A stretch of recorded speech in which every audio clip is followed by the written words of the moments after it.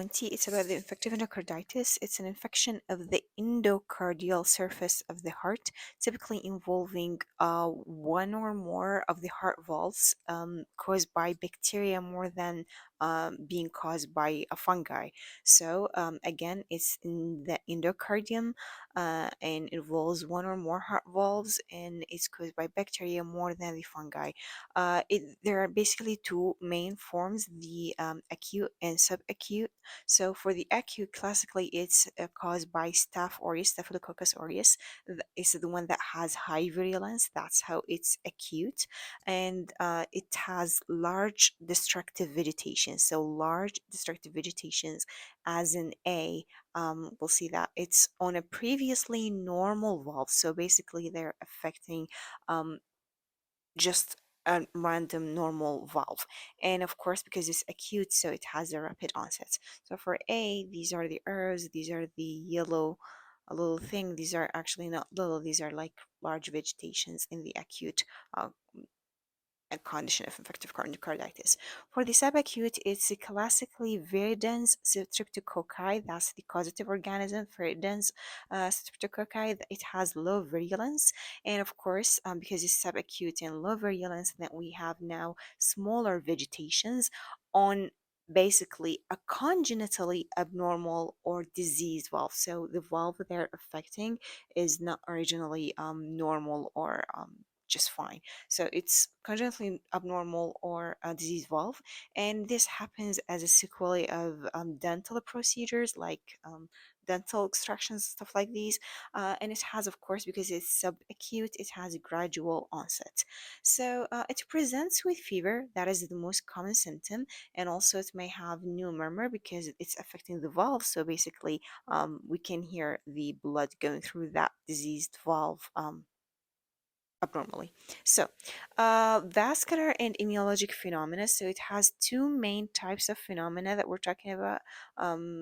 So, for now, we have vascular phenomena and immunologic phenomena. So, for the vascular phenomena, it's septic embolism. Now, we are going to start to have um, emboli, like different emboli, but they're septic because it's bacteremic, it's bacteria in the first place, bacteria more than it's being fungi, but anyhow, it's septic embolism, and also petechiae and supplemental hemorrhages. These are the blue discoloration of the skin, while the supplemental hemorrhages are the linear hemorrhagic lesions on nail beds. So basically, this is the only place that we see the supplemental hemorrhages, and these are the blue discolorations on the nail bed. It's the linear hemorrhagic lesions on the nail bed is called splinter hemorrhages. And also we may find as vascular phenomena the Janeway lesions. These ones are painless. They just not painful, painless, and flat erythematous lesions in palms or soles. So there you go. These are the Janeways, and I think this, yeah, maybe a foot or a sole of the hand, or a palm, I mean. So anyway, it's painless, flat erythematous lesions on palms or soles. So this is the vascular phenomena. Now for the immunologic phenomena, it's immune complex deposition. Also may have a glomerulonephritis, and also of course osler nodes, and they are painful. This time it's painful. That's why we may memorize it as ouchie. It's raised, violaceous, kind of violet color, on finger or toe pads. On finger or toe pads. That's in D. So there you go. This is the Osler node over here. So painful, raised, violaceous on finger or toe pads. Also, we may see Roth spots. So Roth is retinal, so they're in the eye. So that's basically a retinal hemorrhagic lesion with pale center. So these are the Roth spots over here. It's retinal hemorrhagic lesion with pale center. Okay. For the mitral valve, well, most commonly it occurs in the mitral valve. It's the most common place for its occurrence, more than the aortic valve. For the tricuspid valve, if it's involved, then it's associated most likely with the drug abuse. So if you are using, yeah, IV drugs. That's why to memorize it, don't try drugs. It would remind us of the possibility of infective endocarditis being in the tricuspid valve. So, because it goes like, yeah, directly from the IV line to the venous system, and the venous system, the first place it does go to is the right side of the heart, right atrium. So that's why it may affect the first the tricuspid valve. So the common associations with infective endocarditis, it's in cases of prosthetic valves. So staph epidermis is maybe the most likely causative agent over here. And also, if we have GI or genitourinary procedures, then enterococcus is most likely the causative organism over here. If we have colon cancer, then it's probably Staph galolyticus, that is formerly called Staph bovis. If we find a gram negative organism, these are the Haysick organisms. Just for memorization, is Haemophilus aggregatibacter. Wow, aggregatibacter. And it's formerly called Actinobacillus, and then Cardiobacterium, and then Echinella and Kingella. Wow, nice.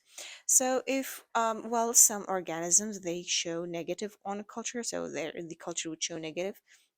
So that's Coxiella and Bartonella. Coxiella and Bartonella. Nice.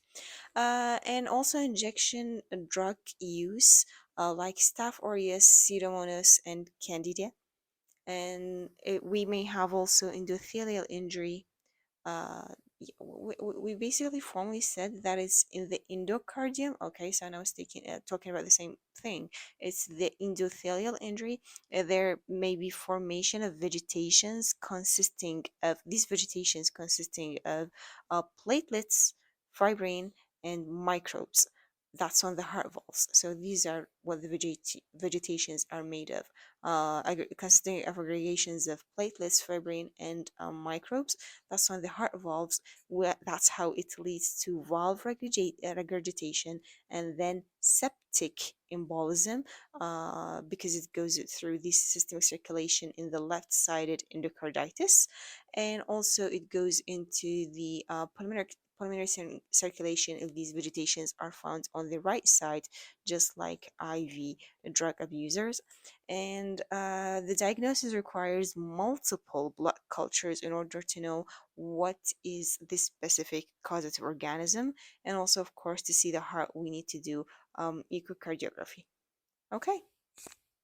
Well, we have something else called non-bacterial thrombotic endocarditis. So it's non-bacterial and it's thrombotic, so it just moves around, and endocarditis. This is also called marantic endocarditis.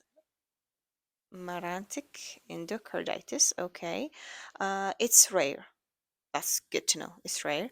Non-infective, and the vegetations typically arise on the mitral or aortic valve, and they consist of sterile, because we said it's non-infective over here, so they consist of sterile, platelet-rich thrombi, as the name implies, that dislodge easily. They just can be um, dislodged easily.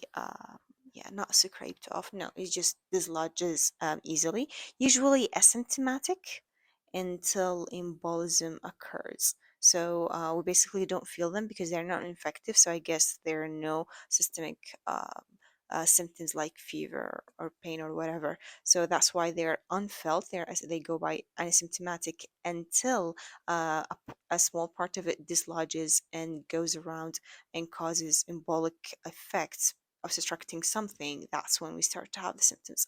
It's associated with hypercoagulable states that is most likely seen in advanced malignancy. We know that is one of the outcomes of the advanced malignancy is having a hypercoagulable state. That's when we start to have a lot of embolization going on. So uh, that's when we see them most likely.